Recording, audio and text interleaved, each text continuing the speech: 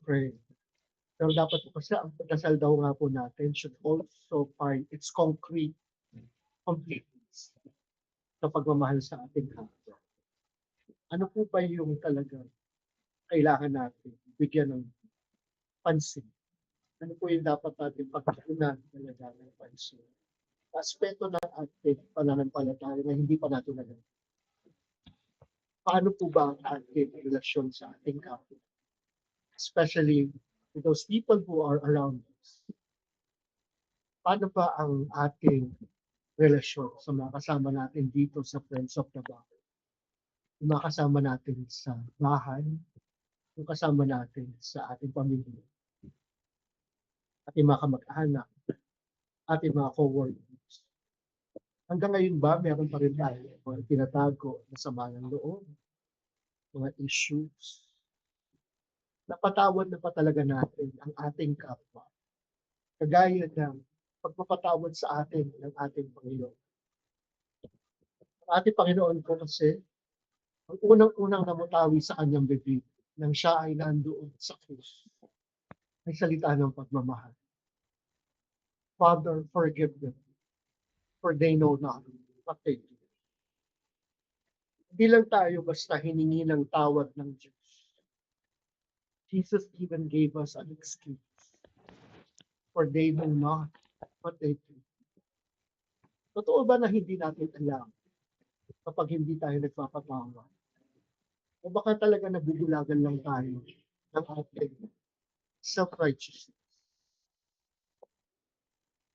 Mas nabubulagan man tayo na ilaban ang ating pagiging tama. Pero nakakalimutan natin na napalabas nga natin na tayo ay tama. Pero nawala naman sa atin ang ating relasyon. Yes, we have won arguments, but we have lost friends.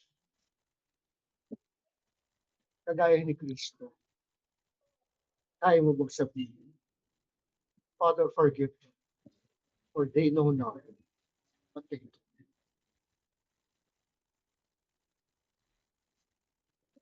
Sa krus, ang ating Panginoon, sinabihan niyang nasa kanyang kanan, isang makasalanan, isang magnanakaw. At ang sabi ng ating Panginoon, Amen, I say unto you, this day you shall be with me in paradise. Ganon din ba ang tingin natin sa ating kapwa-tao? Ganon din ba ang tingin natin sa nais natin silang makasama sa paraiso? O baka naman kasi minsan dahil nakapokus tayo sa ating sarili, ang iniisip lang natin ang ating sariling salvation. Yan, nagdadasal ka, umaattend ka ng prayer meeting, kasi gusto mo umakit ng langit. Pero naisip mo rin ba na ang gusto ng Diyos? Kapag punta mo sa kanyang kaharian, hindi ka pupunta lamang doon na mag-isa. Sama mo ang iyong kapwa. Kasi sabi nga niyang gano'n, whatever it is that you do to the least of your brethren, you have done it to him. Minsan sinasabi natin na mahal natin ang Diyos. Pero hindi natin kayang mahal din ang ating kapwa. Ang ating kapwa na lagi natin nakikita. Ang ating kapwa na na-experience natin araw-araw. Hindi kagaya ng Diyos na nasa puso lang at hindi natin talaga actual na nakikita. Kung yung tao, nakasama-sama mo palagi, ay hindi mo kayang mahalin. Paano natin sasabihin na mahal natin ang Diyos? Kaya ang sabi niya, love your neighbor as you love yourself. Whatever it is that you do, the least of your brethren, you have done it. Doon sa krus, nagsalita ang Diyos. Ako'y nauuhaw.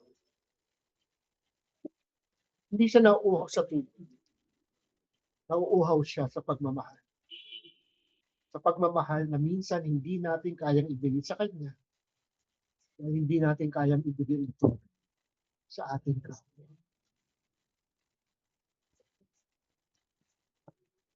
Sana pagdating ng araw, masabi din natin, kagaya ni Kristo, doon sa krus, consummatum est.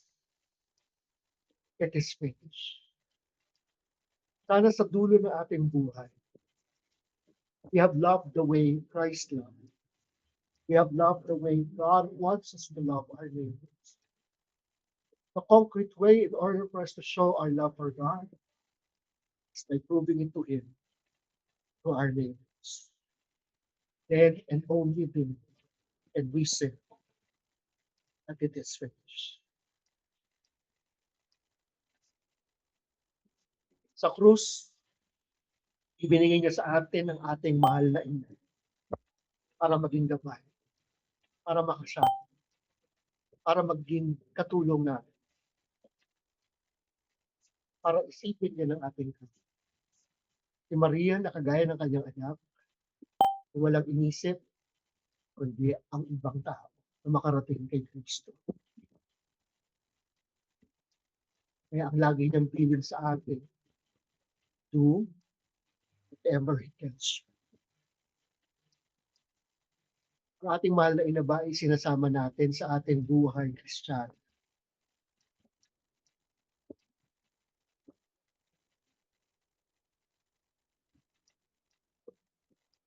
Ngayon, habang tayo ay nagninilay-nilay, ating ibigay sa ating Panginoon ang ating buong puso at tiwala. Lord, alam mo po kasi kung kami lang, hindi talaga namin kayang pabaikin ang aming sarili.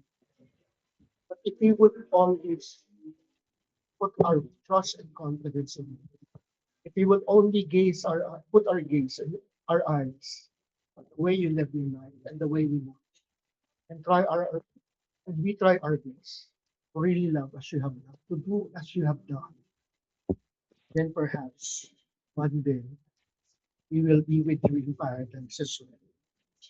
And so, Lord, today, just like what you did on the cross, into your hands, we also commend our spirits. Allow us to die with you, O Lord.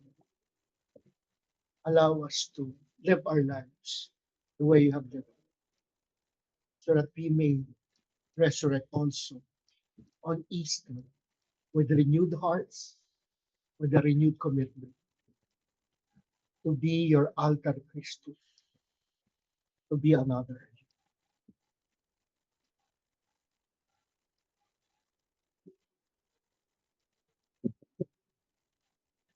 Sa mapagpalang araw po sa inyong lahat. Maraming pong salamat. Maraming salamat din po, Brother G po.